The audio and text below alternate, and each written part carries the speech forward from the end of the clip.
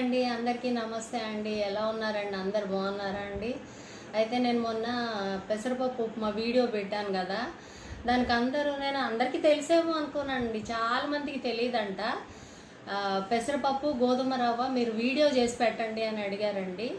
ఏం లేదండి, మనం మామూలుగా ఉప్మాలోకి తాలింపు దినుసులు వేసి ఉల్లిగడ్డ కట్ చేసుకొని ఎసరు పోస్తాం కదా, నీళ్లు కొలత పోస్తాం కదా, ఆ కొలతలో ఏం చేయాలి అంటే పెసరపప్పు మనము ఒక గ్లాసు రవ్వ తీసుకుంటే పావు గ్లాసు పెసరపప్పు తీసుకోండి, లేదా హాఫ్ గ్లాస్, మీరు ఇంకా తినగలిగితే హాఫ్ గ్లాస్ తీసుకోండి.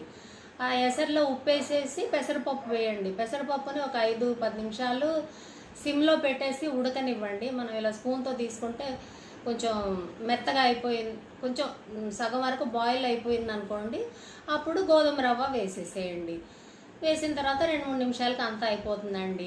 అంతే, సింపుల్ అండి. మీరు